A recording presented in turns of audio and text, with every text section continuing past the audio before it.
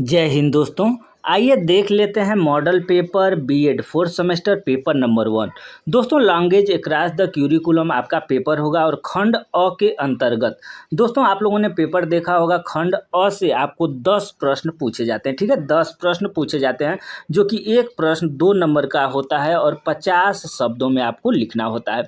तो दोस्तों इस वीडियो में लास्ट तक बने रहेंगे क्योंकि इस वीडियो में हम लोग देखने वाले हैं अति लघु उत्तरीय प्रश्न आपका 10, लघु उत्तरीय प्रश्न 5 और उसके बाद से दीर्घ उत्तरीय प्रश्न जो होगा इसमें भी 5 प्रश्न होंगे, लेकिन 2 प्रश्नों का विश्लेषण हम लोग देखेंगे। इसके साथ साथ ही हम लोग देखेंगे टेलीग्राम पर इस वीडियो का जो पीडीएफ है वो कैसे आप प्राप्त कर लेंगे।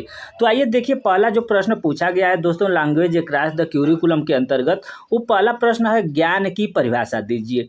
दोस्तों ज्ञान की परिभाषा दीजिए, तो ज्ञान की परिभाषा आप एक भी लिख सकते हैं। उसके बाद सबसे पहले आप लिखेंगे कि ज्ञान क्या कहलाता है। ठीक है, ज्ञान हेडिंग दे करके और उसके बाद लिख देंगे कि ज्ञान क्या कहलाता है। दोस्तों जब बच्चा जन्म लेता है वहाँ से सीखना प्रारंभ करता है। ठीक है, जब बच्चा जन्म लेता है तो वहाँ से सीखना प्रारंभ करता है और सीखने के क्रम में उसे जो जो ज्ञान प्राप्त होता है उसे ही हम ज्ञान कहते हैं। ठीक है, ये ज्ञान का अर्थ हो गया। ठीक है, अब ज्ञान की परिभाषा दोस्तों इसका स्क्रीनशॉट भी आप चाहें तो ले सकते हैं।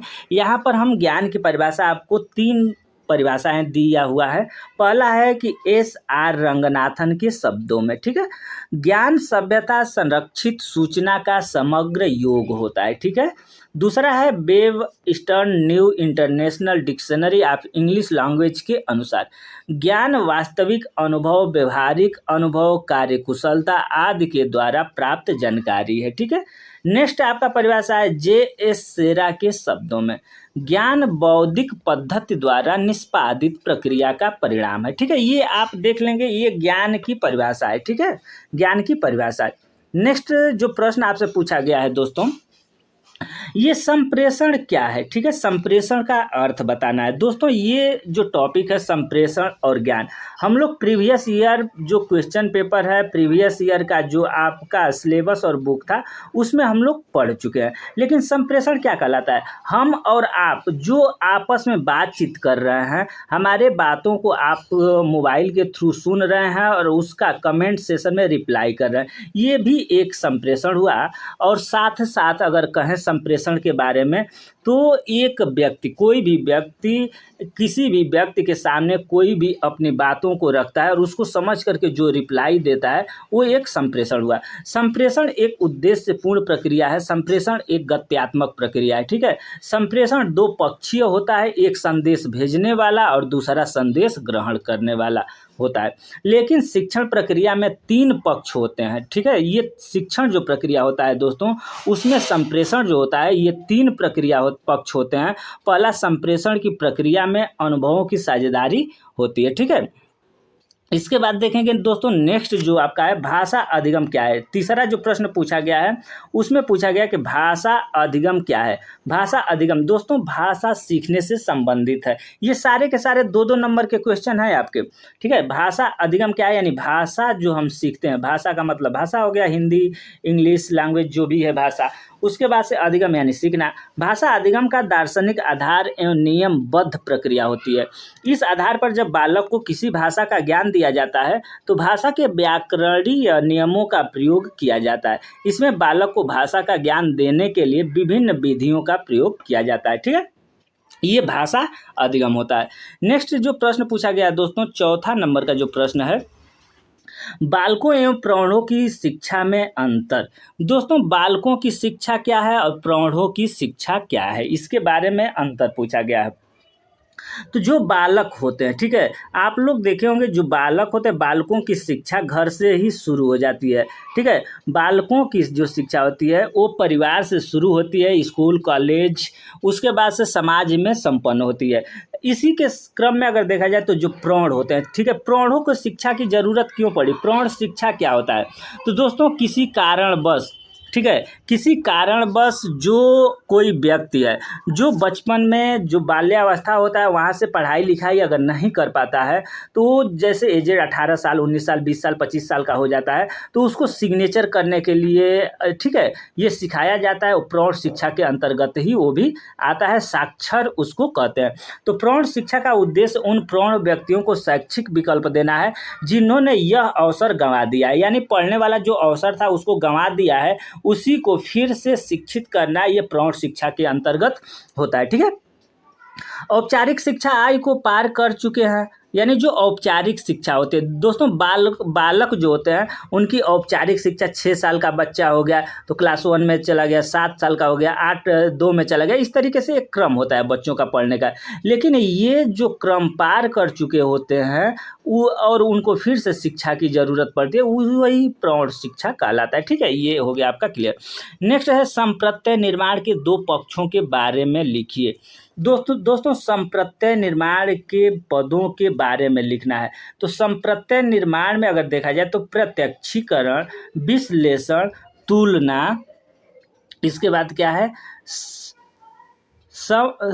सक्षमीकरण। ठीक है, ये आपके क्या हैं, संप्रत्यय निर्माण के पद हैं। ठीक है, संप्रत्यय निर्माण के पद। अब संप्रत्यय निर्माण में सबसे पहले देखिए, संप्रत्यय निर्माण में प्रत्यक्षीकरण का मतलब अगर बच्चों को हम पढ़ा रहे हैं या कुछ भी उस तरह प्रत्यक्ष रूप से अगर दिखाए, जैसे मान लीजिए कि चाय बनाना, अगर बच्चों को चाय बनाना सिखा रहे हैं, जूता में रस्सी बांधना अगर बता रहे हैं, तो ऐसे एक बताइएगा, एक प्रत्यक्ष रूप से उसको बांध करके दिखाइएगा, तो उसमें बहुत बड़ा अंतर होता है। तो जो संप्रत्यय निर्माण होता है उसके पद में सबसे पहला आता है प्रत्यक्षीकरण, यानी प्रत्यक्ष रूप से शिक्षित करना।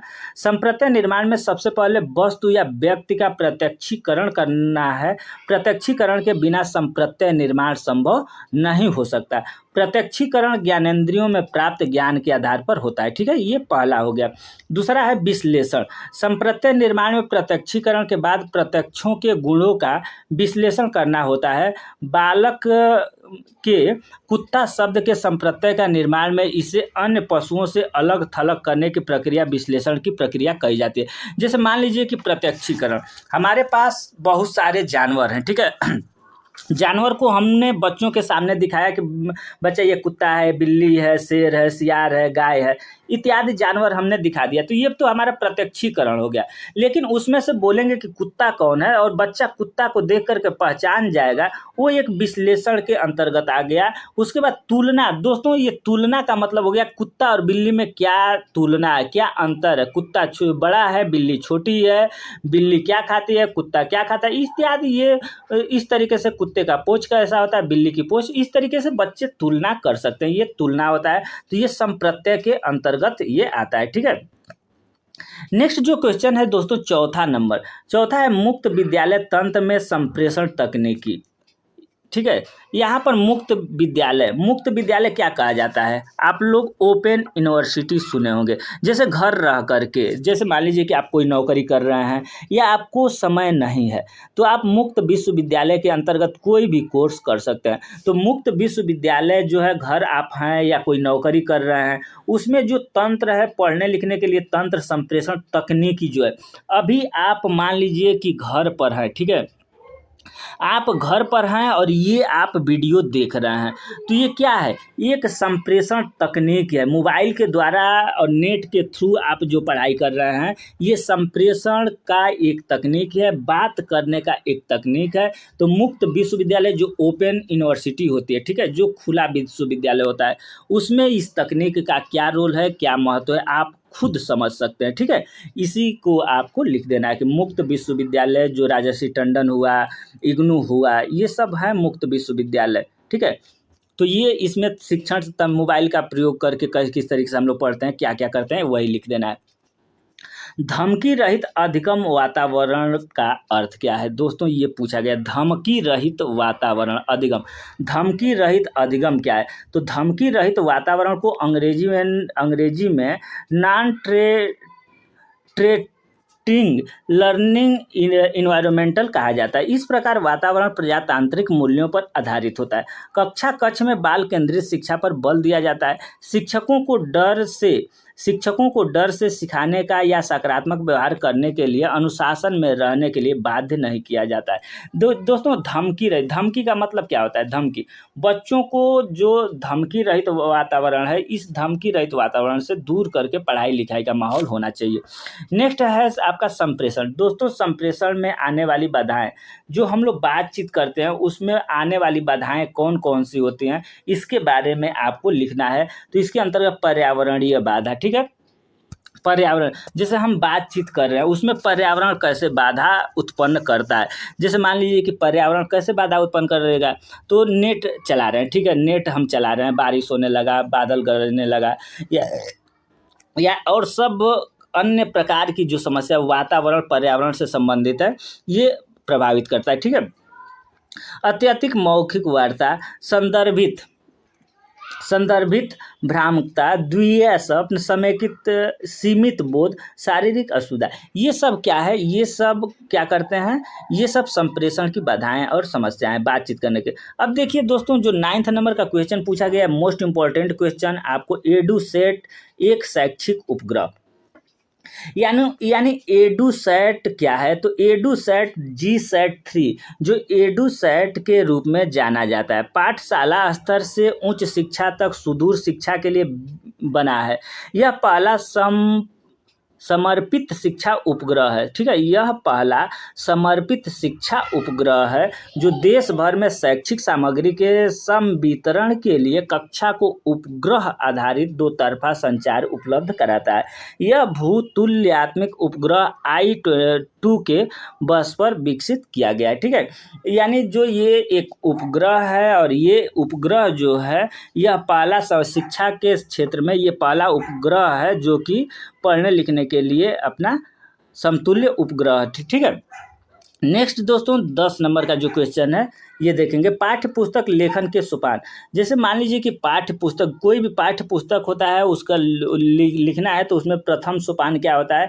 तो सबसे पहले क्या होता है? विषय सामग्री का चयन, स्तरीकरण, उसके बाद प्रस्तुतिकरण। स्तरीकरण, विषय सामग्री का चयन, प्रस्तुतिकरण, ये आपका क्रम होता है, ठीक है। नेक्स्ट क्वेश्चन देखेंगे। नेक्स्ट क्वेश्चन आपका खंड ब के अंतर्गत आता है। दोस्तों खंड ब के अंतर्गत जो प्रश्न पूछे गए हैं, ये दूसरा प्रश्न है, पाठ्यक्रम एवं पाठ्य पुस्तकों के संबंध का विवरण दीजिए, ठीक है। पाठ्यक्रम एवं पाठ्य पुस्तकों के संबंधों का विवरण दीजिए। दोस्तों ये जैसे लॉन्ग क्वेश्चन है, इसको हम लोग अगर देखेंगे तो फिर दिक्कत होगी। ये वीडियो कम से कम 1-1.5 घंटे का होगा, तो शॉर्ट रूप में ही हम लोग समझने का प्रयास करेंगे, ठीक है। जैसे इसमें क्या पूछा है, पाठ्यक्रम एवं पाठ्य पुस्तक के संबंध का विवरण। जो पाठ्यक्रम होता है और पाठ्य पुस्तक होता है उसका संबंध क्या है? ये एक बहुत गहरा संबंध है। पाठ्यक्रम और पाठ्य पुस्तक का गहरा अंतर संबंध है। पाठ्यक्रम तथा पाठ्य पुस्तक एक दूसरे के बगैर अछूते हैं। पाठ्यक्रम के बिना पाठ्य पुस्तक का निर्माण नहीं किया जा सकता तथा पाठ्य पुस्तक के पाठ्यक्रम का विस्तार व सरलीकरण होता है। पाठ्यक्रम व पाठ्य पुस्तकें दोनों शिक्षकों तथा छात्रों का मार्गदर्शन करते हैं, ठीक है। इतना ही आप लिख सकते हैं। नेक्स्ट, अगर मान लीजिए कि वो क्वेश्चन नहीं आ रहा है तो आपसे पूछा गया है यहाँ पर कि शिक्षण सूचनाओं पर विस्तार से वर्णन कीजिए। शिक्षण सूचना क्या होता है? तो सूचना संप्रेषण तकनीकी हम लोग पढ़ चुके हैं, ICT क्या होता है, ठीक है, इंफॉर्मेशन कम्युनिकेशन टेक्नोलॉजी। तो दोस्तों ये क्या होता है? शिक्षा के क्षेत्र में इंफॉर्मेशन कम्युनिकेशन टेक्नोलॉजी का कितना महत्व है, इसको आप लोग भली भांति पिछले कक्षा में देख चुके हैं। वही है कि शिक्षण सूचनाओं पर सविस्तार वर्णन करें। नेक्स्ट आपसे पूछा गया है, प्रमाणिक शिक्षण शास्त्रीय विधियों का वर्गीकरण कीजिए तथा किन्हीं एक शिक्षण विधि के बारे में लिखिए। दोस्तों यह इसमें पैडागोजी से संबंधित है कि जो प्रमाणित पैडागोजी है, शिक्षण विधियां हैं, उसके बारे में हमें लिखना है। तो जो शिक्षण विधियां यहाँ पर आप लोग देख सकते हैं कौन कौन शिक्षण विधियां हैं। शिक्षण की विभिन्न विधियां हैं। पहला निगमनात्मक और आगमनात्मक विधि, संश्लेषण तथा विश्लेषण विधि, वस्तुनिष्ठ विधि, दृष्टांत विधि, कथन विधि एवं व्याख्यान विधि। तो दोस्तों व्याख्यान विधि क्या होता है? दृष्टांत विधि, जैसे मान लीजिए कि दृष्टांत विधि, यहाँ पर दृष्टांत। दृष्टांत का मतलब क्या हो गया, जिसको हम लोग देख सकते हैं, जैसे ब्लैक बोर्ड हो गया, चित्र चार्ट हो गया, फ्लैश कार्ड हो गया, इत्यादि के माध्यम से जो बच्चों को दिखा करके हम लोग पढ़ाते हैं वो दृष्टांत विधि के अंतर्गत आता है। ये कथन विधि या व्याख्यान विधि। दोस्तों क्लास में हम जो व्याख्या करते हैं, बच्चों को बताते हैं, ये व्याख्यान विधि हो गया। तो इसी तरीके से निगमन, आगमन, संश्लेषण, विश्लेषण इत्यादि इसी में से कोई एक आपको लिख देना है। प्रश्नोत्तर विधि भी हो गया, जिसमें प्रश्नोत्तर विधि क्या होता है, जैसे बच्चों को प्रश्न हम पूछते हैं, बच्चे प्रश्न का उत्तर देते हैं, ये प्रश्नोत्तर विधि। करके सीखना, यानी बच्चों को कोई टॉपिक दे देते हैं, बच्चे उसको करके सीखते हैं। शोध विधि भी है। शोध विधि में बच्चों के सामने कोई भी अपना प्रोजेक्ट रख दिया जाता है और बच्चे उसको स्वयं करते हैं, शोध करते हैं। ठीक है। नेक्स्ट क्वेश्चन आपसे पूछा गया, अनुशासनात्मक अभ्यास की शिक्षण शास्त्र में उपयोगिता को समझाइए। ठीक है, ये पूछा गया है। तो इसमें है कि इसमें अध्यापक और शिक्षार्थी के मध्य अंतःक्रिया होती रहती है और संपूर्ण अंतःक्रिया किसी लक्ष्य की ओर उन्मुखित होती है। शिक्षण और शिक्षार्थी शिक्षण के आधार पर एक दूसरे व्यक्तित्व को लाभान्वित और प्रभावित होते रहते हैं और यह प्रभाव किसी विशिष्ट दिशा की ओर स्पष्ट रूप से उन्मुख होता है। ये आपका हो गया। नेक्स्ट प्रश्न जो है दोस्तों, ये पर शिक्षण अधिगम प्रक्रिया। दोस्तों शिक्षण अधिगम प्रक्रिया क्या कहलाता है? शिक्षण अधिगम प्रक्रिया में संगणक यानी कंप्यूटर का महत्व भूमिका किस तरीके से निभाती है, इसके बारे में लिखना है आपको। तो आप खुद सोचिए कि शिक्षण अधिगम सामग्री, शिक्षण अधिगम प्रक्रिया में कंप्यूटर का क्या रोल है। शिक्षण में कंप्यूटर का उपयोग करने का लाभ, कंप्यूटर के जरिए सूचनाओं का संग्रहण, विश्लेषण, नवीनीकरण बड़ी ही सरलता से किया जा सकता है। कंप्यूटर में संग्रहित सूचनाएं पूरी तरह से सुरक्षित होती है, कभी भी हम लोग उसको देख सकते हैं। जैसे मान लीजिए कि कंप्यूटर में कुछ भी आप अपलोड कर दिए, उसको आजीवन आप देख सकते हैं। कंप्यूटर का प्रयोग शुरुआती शिक्षा से लेकर उच्चतम शिक्षा तक किया जा सकता है। ये आपका हो गया। अगर मान लीजिए कि नेक्स्ट क्वेश्चन है, वीडियो टेक्स्ट एवं अमुद्रित माध्यम है, इसकी तकनीक लाभ के बारे में लिखिए। दोस्तों यहाँ पर देखेंगे कि वीडियो टेक्स्ट एक अमुद्रित माध्यम। अमुद्रित का मतलब क्या हुआ? बिना लिखा हुआ। वीडियो हम लोग देखते हैं तो उसमें लिखा हुआ नहीं रहता है। ठीक है, जैसे ये वीडियो आप देख रहे हैं तो इसमें लिखा हुआ मिल रहा है, लेकिन जैसे मान लीजिए कोई कहानी हो गया, कोई पिक्चर हो गया, हम देख रहे हैं तो क्या होता है, टेक्स्ट एवं अमुद्रित माध्यम है। ठीक है, वीडियो। तो उसका लाभ क्या है दोस्तों? अगर प्यासा कौवे की कहानी अगर हम आपको पढ़ा रहे हैं, ठीक है, अगर लिख करके इस तरीके से कहानी हम लिख करके बताएं तो समझ में आएगा बढ़िया, या पिक्चर उसका दिखाएंगे तब समझ। तो पिक्चर अगर दिखाया जाए तो अच्छी तरीके से बच्चों को उसका कंसेप्ट क्लियर हो जाता है। तो वही उसी के बारे में उसका लाभ यहाँ पर आपको लिख देना है। नेक्स्ट क्वेश्चन है दोस्तों, विनिमय के विभिन्न प्रकार की विवेचना कीजिए। विनिमय क्या कहलाता है? तो विनिमय के दो वर्गों में विभाजित किया गया है। क्रय विनिमय, जब हम कोई वस्तु खरीदते हैं तो उसके बदले में जो भी मूल्य देते हैं, क्रय विनिमय कहलाता है। विक्रय मूल्य, दोस्तों क्रय विनिमय और विक्रय विनिमय, जब हम कोई वस्तु बेचते हैं और उसके बदले में जो मूल्य प्राप्त करते हैं वो विक्रय विनिमय कहलाता है। दोस्तों यहाँ पर क्लियर अगर देखें तो आप कोई भी चीज़ आप अपने घर से, जैसे गेहूं हो गया, चावल हो गया, ठीक है, उसका अगर आप मार्केट जा कर के क्रय करते हैं और क्रय करके पैसा देते हैं तो क्या हो गया, क्रय विनिमय हो गया। ठीक है, उसके बाद अगर हम कोई वस्तु बेचते हैं, जैसे मान लीजिए कि धान गेहूं हम बेच रहे हैं और उसके बदले में हमें उसका मूल्य मिल रहा है, तो वो हो गया आपका विक्रय विनिमय कहलाता है। ठीक है, सब्जी हम लोग खरीदने जाते हैं मार्केट में और सब्जी लेकर के घर आते हैं, पैसा वहाँ दे करके आते हैं, तो वो आपका क्रय विनिमय हो गया। और हम अपने पास से कुछ बेचते हैं और पैसा लेते हैं तो वो आपका विक्रय विनिमय हो गया। ये है वही चीज़। नेक्स्ट क्वेश्चन अब देख लेंगे हम लोग, क्या है, शिक्षण कौशल क्या है। दोस्तों शिक्षण कौशल हम लोग पहले ही पढ़ चुके हैं कि शिक्षण कौशल क्या है। शिक्षण कौशल के माध्यम से हम लोग बच्चों को पढ़ाते हैं और पढ़ाना हम लोगों को आसान हो जाता है। ठीक है, ये शिक्षण कौशल के माध्यम से बच्चों को पढ़ना भी आसान होता है और शिक्षक को पढ़ाना भी आसान होता है। जैसे अगर देखा जाए तो इसमें दिया है कि एक का व्याख्या करिए, विश्लेषण करिए। तो शिक्षण कौशल जैसे खोजक प्रश्न कौशल, ठीक है, प्रस्तावना कौशल, आप लोग लेसन प्लान जो बनाए हैं उसमें प्रस्तावना प्रश्न पूछे हैं, पुनर्बलन कौशल है, श्यामपट लेखन कौशल है, उसके बाद स्पष्टीकरण कौशल है, उद्दीपन परिवर्तन कौशल है। दोस्तों यहाँ पर एक प्रश्न इसमें आप लोग तो लिख ही लीजिएगा कि स्पष्टीकरण कौशल है, या थोड़ा सा हम बता दे रहे हैं आपको। यहाँ देखिए, जैसे खोजक प्रश्न कौशल, खोजपूर्ण प्रश्न कौशल का अनुशासन इसको छोड़ दीजिए। अगर प्रस्तावना कौशल देखें तो प्रस्तावना हम क्या करते हैं, बच्चों को जो भी हमें टॉपिक पढ़ाना होता है तो उससे संबंधित हम बच्चों से 3 प्रश्न पूछते हैं। 2 प्रश्न आसान होते हैं और तीसरा प्रश्न थोड़ा सा टफ होता है, वही हमें विषय वस्तु के तरफ ले जाता है और उसी को हम लोग बच्चों को पढ़ाते हैं। ये हमारा प्रस्तावना प्रश्न हो गया। पुनर्बलन क्या होता है दोस्तों?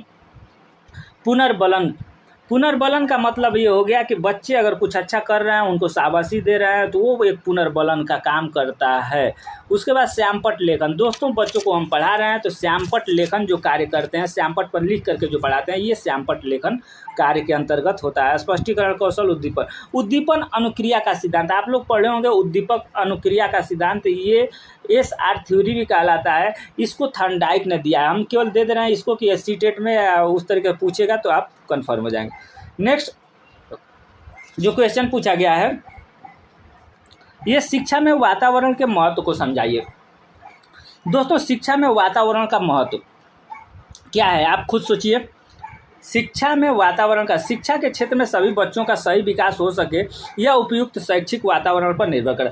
जैसा वातावरण मिलेगा दोस्तों, आपको जैसा वातावरण मिलेगा, वातावरण का प्रभाव आपके शिक्षा पर अनिवार्य रूप से पड़ता है। ठीक है, वातावरण का प्रभाव पड़ता है, आनुवांशिकता का भी प्रभाव पड़ता है। तो जिस तरीके का वातावरण मिलेगा उस तरीके का शिक्षा आप ग्रहण करेंगे, उस तरीके। ठीक है, नेक्स्ट है आपका प्रश्न पूछा गया दोस्तों, शिक्षण में गत्यात्मक सीखने की अवधारणा को स्पष्ट कीजिए। गत्यात्मक मतलब चलना होता है। शिक्षण में गत्यात्मक सीखना यानी शिक्षण हम कर रहे हैं, उसमें चल रहे हैं, दौड़ रहे हैं, धूप रहे हैं, एक क्रम में चल फिर रहे हैं, वो अपना शिक्षा का क्रम होता है। जब बच्चा चलना शुरू करता है, दौड़ता है, कूदता है, किसी वस्तु को उठाकर ठोकर मारता है, वह सीखता है कि अपने पैरों द्वारा किसी प्रकार की क्रियाएं संचालित कर सकता है। और उसका प्रभाव क्या होगा, कूदना सीखने के पश्चात बच्चे फुदकना सीखते हैं, उछलना, उछलकर योग्यता आदि। कहने का मतलब ये है कि जब बच्चा चलना शुरू करता है तो धीरे धीरे कैसे गद्यात्मक वो सीखता है, उसी क्रम को आपको लिख देना है। अब देखिए दोस्तों, खंड स के अंतर्गत अगर देखा जाए तो यहाँ से आपको 2 प्रश्न करने हैं। ठीक है, 2 प्रश्न करने और 500 शब्दों में आपको लिखना है। ठीक है, तो ये 500 शब्दों में अगर 2 प्रश्न भी हम बनाएंगे तो ये घंटा 2 घंटा लग जाएगा। तो हम आपको शॉर्ट रूप में केवल आपको प्रश्न रख दे रहे हैं सामने कि क्या प्रश्न पूछा जाएगा, किस तरीके से पूछा जाएगा। भाषा का क्या अर्थ है, जो कि हम लोग पढ़ चुके हैं दोस्तों। भाषा का अर्थ, भाषा और चिंतन के संबंध, ये हेडिंग लिखिए। भाषा का क्या अर्थ है, पहला हेडिंग आपका क्या हो गया, भाषा का अर्थ। दूसरा हेडिंग आपका क्या हो गया, भाषा और चिंतन के संबंध। तीसरा हेडिंग क्या हो गया आपका, भाषा और चिंतन के संबंध में विद्यालय विषयों की उपयोगिता। ठीक है, यानी भाषा और चिंतन के संबंध में विद्यालयी विषयों की उपयोगिता। ठीक है, ये आप लिख करके इसी को आप 500 शब्दों में कर सकते हैं। ये आपका भाषा और चिंतन संबंधन हो गया। ये नेक्स्ट आपसे 8 नंबर का जो क्वेश्चन पूछा गया है दोस्तों, ये क्या पूछा गया है, अधिगम परिस्थितियां अनुदेशन के मूलाधार है, सविस्तार वर्णन कीजिए। अनुदेशन दोस्तों, हम लोग पिछले कक्षा में अनुदेशन पढ़े हैं। अधिगम का मतलब सीखना हो गया, और सीखने की परिस्थितियों में अनुदेशन का क्या मूलाधार है, इसी के बारे में आपको लिख देना है। ठीक है, नेक्स्ट जो प्रश्न है दोस्तों, यहाँ पर देखेंगे। नेक्स्ट जो क्वेश्चन पूछा गया, शिक्षण शास्त्र में प्रयोजन आधारित अधिगम को समझाइए। शिक्षण शास्त्र यानी पैडागोजी, शिक्षण शास्त्र यानी पैडागोजी आप लोग जानते ही हैं, उसमें प्रयोजन आधारित अधिगम को समझाइए। यहाँ आपको 5 क्वेश्चन हम बता रहे हैं, 5 में से केवल 2 आएगा। ये 5 प्रश्न आप तैयारी कर लेते हैं तो आपको पेपर जो होगा, एग्जाम देने जाइएगा, वहाँ आपको ये 2 प्रश्न जरूर मिल जाएंगे। ठीक है, नेक्स्ट जो प्रश्न है दोस्तों, अगर 10वां नंबर का प्रश्न देखेंगे तो ये पूछा गया है, सूचना संप्रेषण तकनीकी क्या है, ICT, जो पिछले कक्षा में हम लोग पढ़ चुके हैं। ICT क्या है, आप अगर नहीं पढ़े हैं तो इस वीडियो के डिस्क्रिप्शन में हम लिंक दे रहे हैं। ठीक है, वहाँ आप जाके BEd सेकेंड सेमेस्टर में देखेंगे, ICT का जो चैप्टर है वो पढ़ेंगे तो यहाँ से आप पूरा कंप्लीट कर लेंगे। सूचना संप्रेषण तकनीक क्या है, इसकी आवश्यकता एवं महत्व पर प्रकाश डालिए, ये आपको वहाँ मिल जाएगा दोस्तों। इसके बाद आपको सेकेंड थर्ड यानी जो भी आपके सब्जेक्ट 2 बच रहे हैं, उसका भी हम आपको PDF के साथ साथ ये वीडियो उपलब्ध कराएंगे। नेक्स्ट और लास्ट क्वेश्चन आपसे पूछा गया है दोस्तों, शिक्षण शास्त्र में पाठ्य पुस्तक की विशेषताओं का विस्तृत वर्णन कीजिए। जो पैडागोजी है उसके पाठ्य पुस्तक की विशेषताओं में विस्तृत वर्णन कर देना है। तो ये आपका पेपर रहा। पेपर आपको कैसा लगा? ये पेपर आपका लैंग्वेज अक्रॉस द क्यूरिकुलम था। नेक्स्ट जो पेपर आएगा आपका ऑप्शनल पेपर ए ये रहेगा और बी, यानी फिजिकल है ये का एक इन्वायरमेंटल है। तो ये दोनों पेपर का वीडियो हम आप लोगों को बहुत जल्द उपलब्ध करा देंगे। ये वीडियो अगर आपको PDF इसका देखना है तो टेलीग्राम चैनल यानी आरपी टारगेट एजुकेशन एजुकेशन, जब आप RP target education Telegram channel पर जाकर सर्च करेंगे तो इस जो चैनल का लोगो दिखाई देगा, वहीं आप ऐड हो जाइएगा। वहाँ आपको ये टेलीग्राम चैनल पर इसका PDF उपलब्ध हो जाएगा।